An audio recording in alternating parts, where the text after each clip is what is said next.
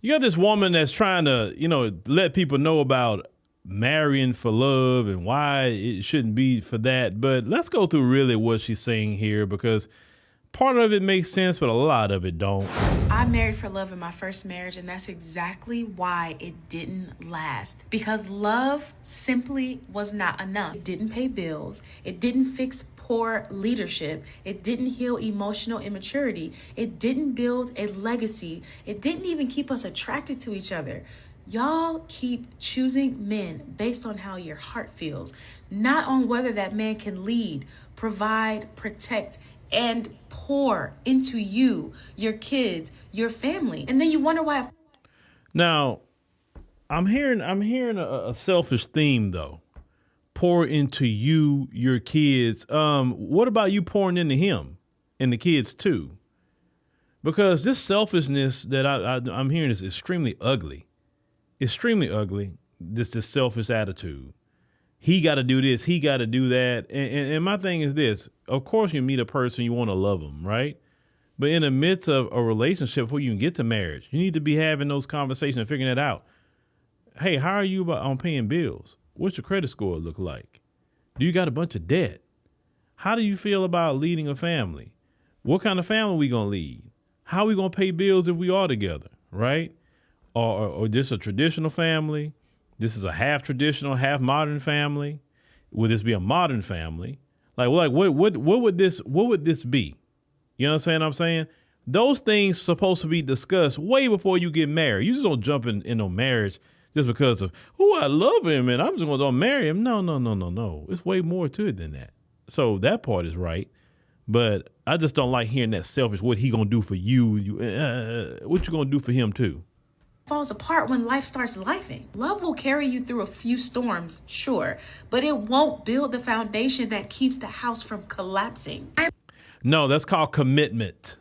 It's called commitment because in life, you're going to get beat up and beat down, and you probably won't even feel the love there at times.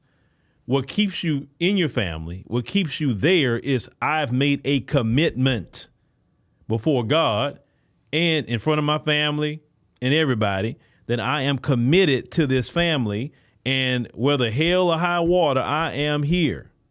And for the good times, I am here. You understand?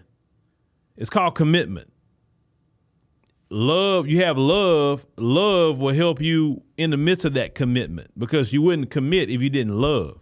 So the word you're looking for, ma'am, is commitment, okay? I'm not saying that you don't need love at all, but I am saying that love should be the overflow, not the anchor. When you marry a man with substance, love simply lasts longer. Because even when love gets hard, you'll still want to be there. Do you know why? Because the structure of the relationship is stable, safe, and strong. If you don't want to go through another divorce, stop marrying for the feeling of love and start marrying for the future of your life. No, if you don't want to go through a divorce, be more about commitment and not your emotion. Yes, we're human. We all have emotions. Don't get me wrong. But emotions change. They can change like the wind at times. But when you're committed, when you'll say, I'm committed to my wife, committed to my husband. We're going through some things right now, but failure is not an option because we're committed to this thing. You understand? That's what keeps people together. Not my feelings and all these words about emotional intelligence. I'm like I even hate hearing that word these days because most of these people that say emotional intelligence not even in a relationship. They're not even married. They're not nothing. But they always talking about emotional intelligence. Like, y'all understand that men don't live in the area of emotion. I'm not saying men don't have emotions. Don't get me wrong. We do. But men live in the area of, logic. That's what they do. They live in the black and white. Women live in the gray. So you can't tell men to be an expert in the gray area when they're more experts in the black and white area. You understand what I'm saying? Not to say they can't learn about your gray area, but that's just not what, a man that's too emotionally intelligent probably going to be LGBT because he's more on your side at that point. He's feminine. Okay. Masculine men, we can learn. Of course we'll learn.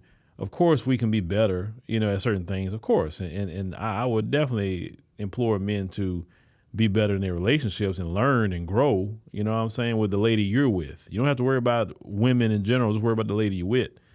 But it's called commitment. And if we had more people were committed, then we wouldn't have so much of a high divorce rate, and why you have so many American men abandoning marriage because of the divorce rate. It's becoming too economically devastating for men to be playing those games, you know, when you have a court system that is very biased against men. Okay. So I believe more women would be married today if they were more about commitment and not just what they feel like at the time or what don't serve them anymore. Because, you know, you never hear men say, you know what, my marriage just don't serve me anymore. I want to leave. Men don't even talk like that.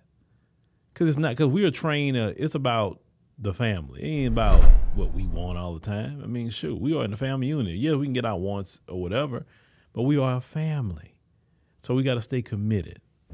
That's one of